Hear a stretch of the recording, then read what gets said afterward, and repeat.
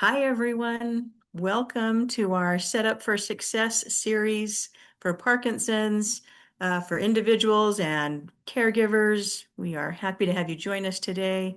I'm Melissa Mauchley. One of the social workers working in neurology and working with our folks in our Parkinson's community.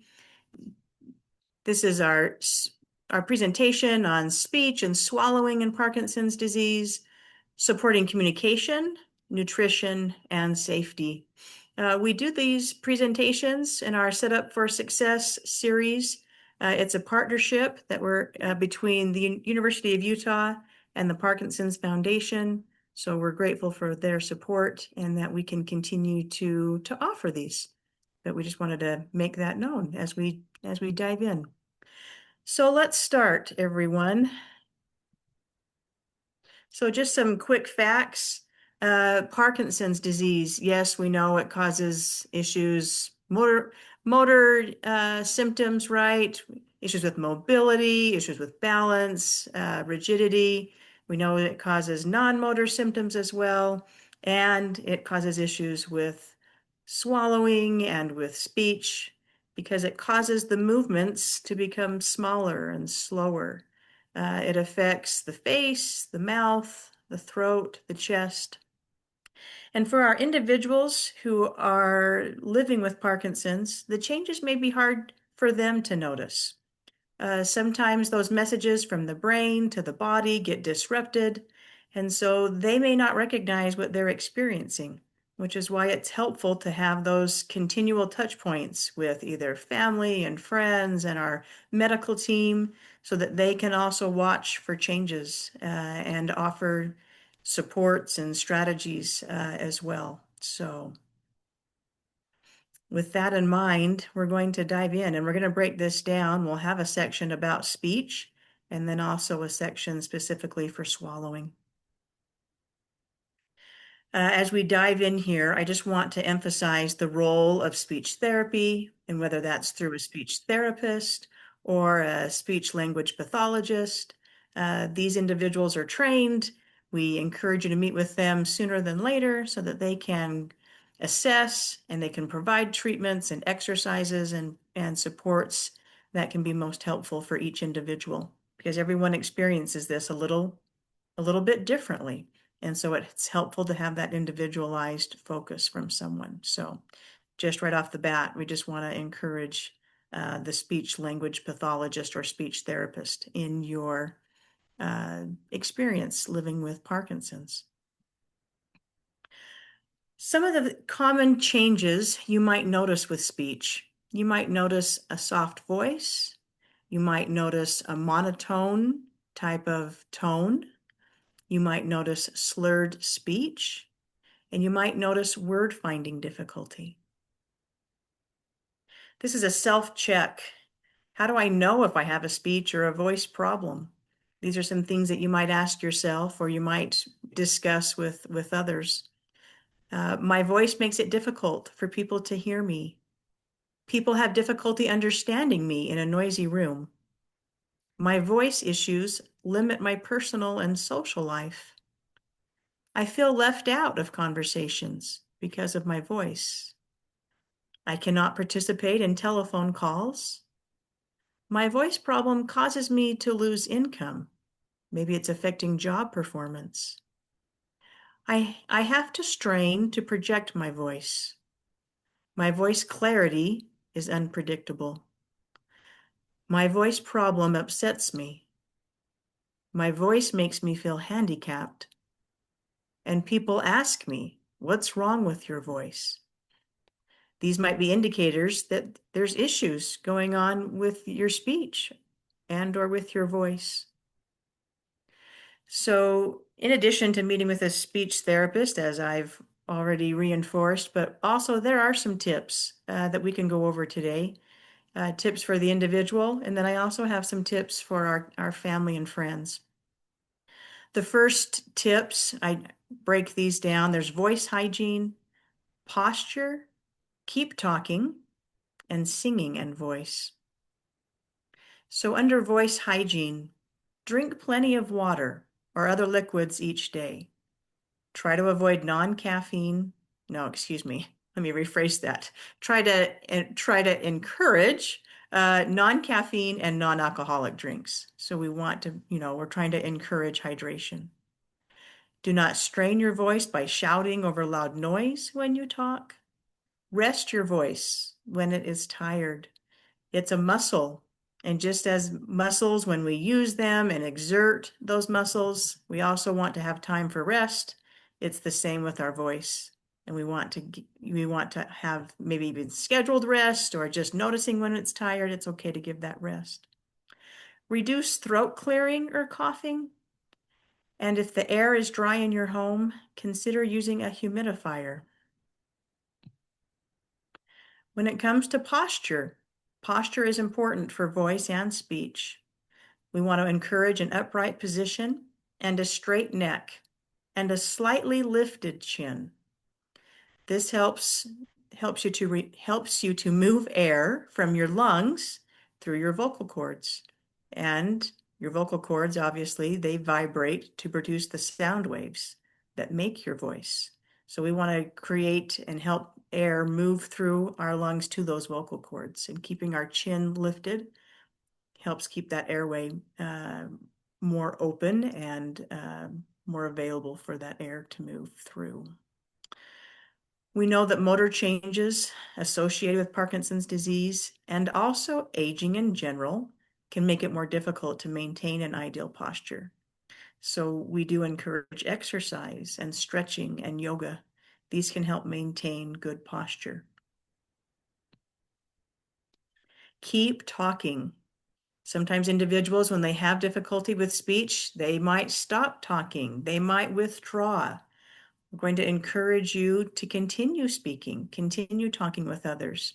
And maybe large groups are uncomfortable, so maybe we encourage more one-on-one or smaller groups for you to have a more, either socially rewarding experience and also a safer space to just continue practicing. On our list here, some individuals use amplifiers, and you can find these on Amazon or the Parkinson's Foundation or Michael J. Fox's website. They have different tools that can be helpful. Amplifiers is one of them. This reinforcement again of the best way to practice talking is to talk. The saying, use it or lose it, applies to speech as well. And for some individuals, maybe you don't have a companion or others to talk to. So it's okay to do this on your own. It's okay to talk out loud to yourself. Maybe you might read a book out loud to yourself or the newspaper. So these are things that you don't necessarily have to have a conversation partner, but you can do them on your own as well. Singing. Singing uses the same muscles that are used for speech. So if talking is something that, maybe talking to others, obviously, and I just mentioned talking with to yourself, but also singing your favorite songs out loud. It's a great exercise for speech. And there's the bonus. It can help you feel good emotionally as well. Be careful not to strain or force your voice beyond what is comfortable. And maybe it's singing to the radio, or maybe it's singing just a song with the grandchild, or a song that you've known from your own childhood. Any kind of singing is great. There's no particular genre of music that is specific for this. It's just one that resonates with you. So tips for family and friends. Number one, have important or more challenging conversations when the person with Parkinson's disease is well rested and at their best time of day. If you know that there's a best time of day, I would encourage you to have important conversations then. Get face to face. Minimize having conversations from the other room. If they are in the kitchen, join them in the kitchen for face-to-face conversations. Reduce background noise. Turn off the radio and the TV if possible, and just simplify the stimulus that's coming in. Simplify that noise. Number 4, learn to look for signals that the individual is having difficulty engaging. If they have repetitive requests to repeat something again, or maybe you notice that there's their body language, maybe they're fidgeting or they're distracted, this might tell you that they're having difficulty engaging. Number 5, be aware that people with PD may not accurately express their emotions through facial expressions because of rigid facial muscles. So being aware of this can help you to note that maybe the body language might tell you, like if they're, again, fidgety, that maybe they're having a struggle, but they may not be able to, their face may not be able to express the struggle that's going on. Number 6, be patient. Allow ample time for the person with Parkinson's to communicate. It's on our side, giving that time, that space for them to receive information, to process that, and for allowing the brain to work with the mouth and those muscles to then formulate a response. It takes time. And so on our side, if we can increase our patience, and also maybe our empathy for the individual that we're with, that can help. That can help. Let me rephrase that. If you have empathy, that can help us be patient. Many of us struggle with patience, and so trying to maintain empathy can help us with patience. Number 7, minimize talking for the person with Parkinson's or filling in their responses, unless you've talked about it, unless they ask you to do so. Sometimes they do want that support and they do appreciate that. And other times it's a trigger for people and it makes them feel dismissed or that they're bothering someone or a burden. So it's okay to talk about what your individual is helpful for them.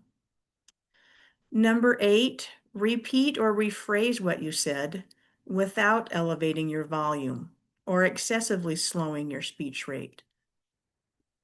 It's not that the person is having difficulty hearing, even though that's a separate issue. There, of course, as we age, and of course, as other symptoms that individuals experience, hearing is definitely or can definitely be one of those. But in this scenario, it's not that they're having a hearing issue. It's that, again, it's a processing and taking time to formulate the response. So sometimes we just automatically think they can't hear me, and then we might start raising our voice or yelling, right? And that then causes other difficulties. Then we like increasing frustration or that there's tension in the relationship. So just we try to just stay even tone. So now shifting gears to swallowing. Some of the changes that we see in swallowing for individuals in Parkinson's is a slowness in eating. Or maybe we notice there's a sensation that food is caught in the throat. Sometimes we can see that there's coughing or throat clearing going on. Sometimes we might notice choking while eating or drinking. Difficulties swallowing pills or drooling, and we'll touch specifically on drooling here in a moment. Or maybe you notice a sensation that swallowing just takes effort. It's taking greater effort to swallow. Again, my reinforcing of speech therapy, it can improve swallowing. It's not just for speech, it's for swallowing also, and they can do assessment and different exercises and treatments. And then the earlier that you connect with these individuals, that improves our outcome and it improves our quality of life in the day-to-day. So in general, posture is also something that helps with swallowing. So this image here, this comes from the Parkinson's Foundation's website, and I posted it in our presentation here. So I thought it was a good visual about sitting upright in a chair. If you need support in the back, using pillows to help you even be more upright. Having a good view of the table, of the food before you. Hands on the table if possible, because that helps to maintain balance, that helps to maintain focus, it helps to keep things level. And then it talks about the hips and knees. It gets real specific. Hips and knees to flex at 90 degrees, right? So they're on the floor. Your feet can touch the floor. That is important. And adjusting the stool or the table height, or chair, I should say. It says stool, but as needed so that you can try to maintain this type of posture. Some of the tips we have for swallowing, as we just touched on, always sitting upright, preferably in a chair, eating, drinking, and when taking pills. And then, if possible, staying upright for 30 to 60 minutes after eating, even. Again, we're just trying to help digestion. We're trying to help things move through and to move in a safe manner, right? So even staying upright afterwards can help.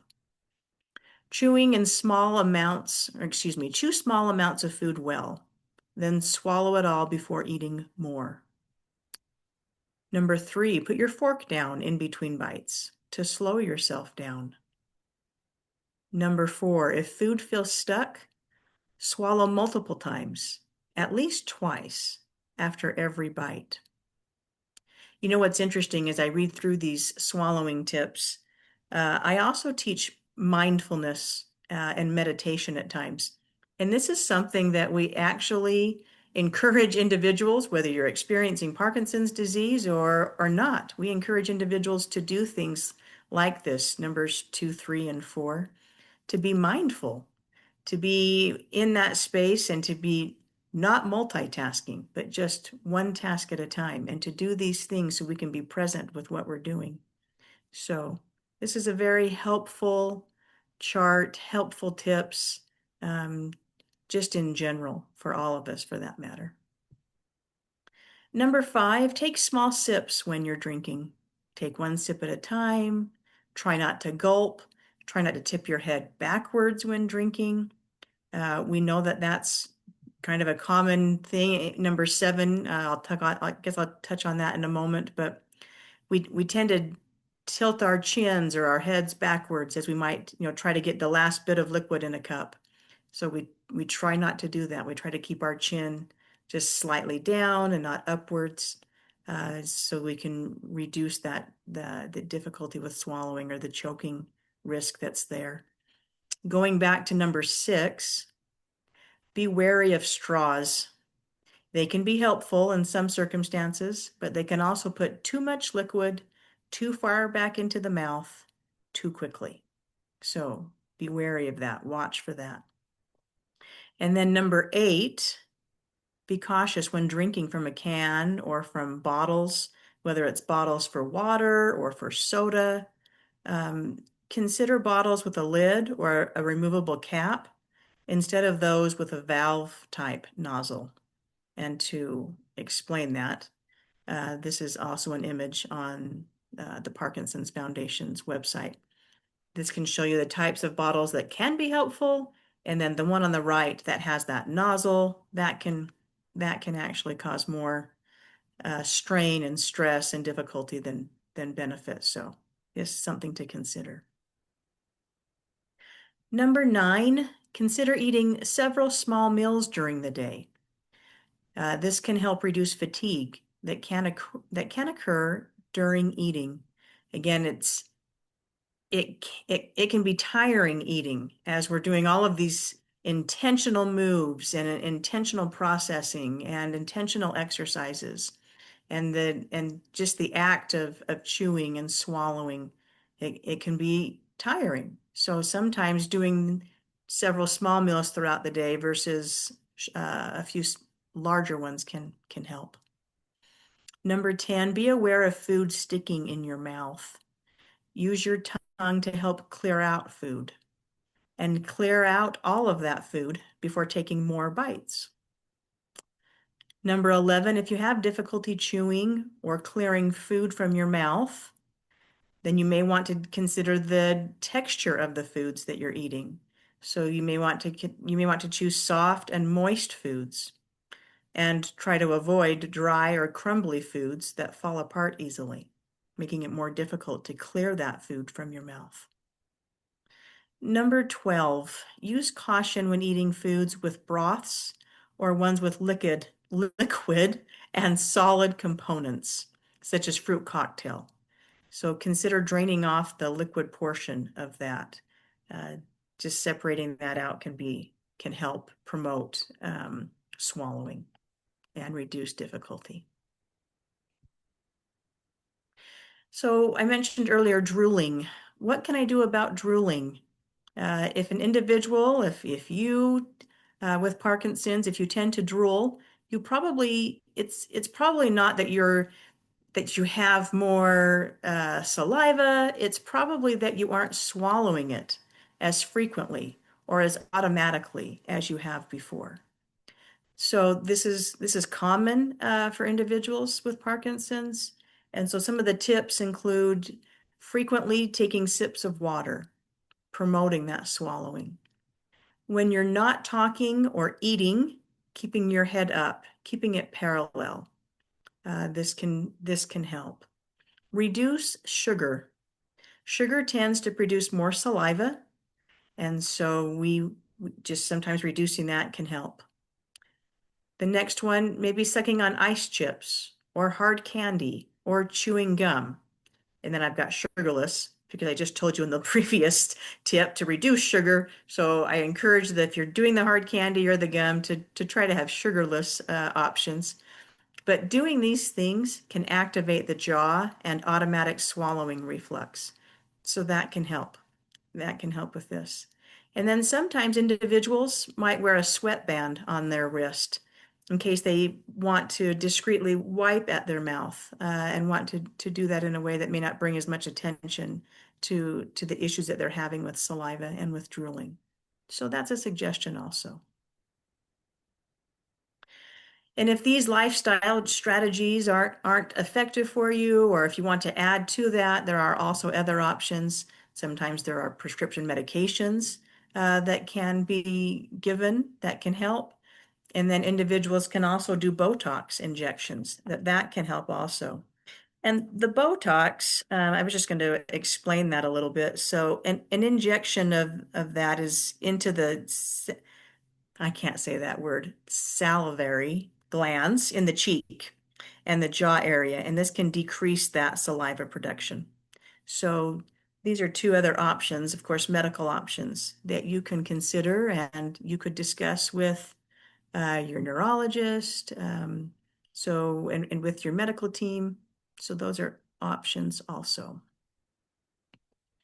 Uh, Again, this is kind of maybe a shorter presentation because our goal is really to have you recognize if there's any changes going on, and then to meet with that speech language pathologist or that speech therapist to help you get individualized suggestions and exercises.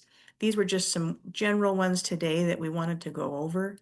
Our goal being that noticing and then offering early interventions and support, it improves communication, it increases safety, and it can improve quality of life. So our goal is for you to talk to your neurologist. If you're a family member, talk to the person in your world that's experiencing Parkinson's, letting them know what you see, and then talking to your medical team, and then connecting with that speech language pathologist or the speech therapist and get the support. It can change how you experience Parkinson's disease, and it can improve things. With that, these are the resources that we use today. There is an ebook that's available. You can download that for free on the Parkinson's Foundation's website, and that's a link to that book. And then there was also a blog that I found helpful as I put this together today, that you can go and read some quick tips and things about that. And the blog was, what can I do to improve my speech and communication? And then there's also a video that the Parkinson's Foundation has put on YouTube. Uh, it's about mealtime and swallowing. And so this can be helpful tips for the individual and for our care partners too. So just encourage you to look at those if you'd like additional resources. And that's where I got most of my information from today to share with you as well.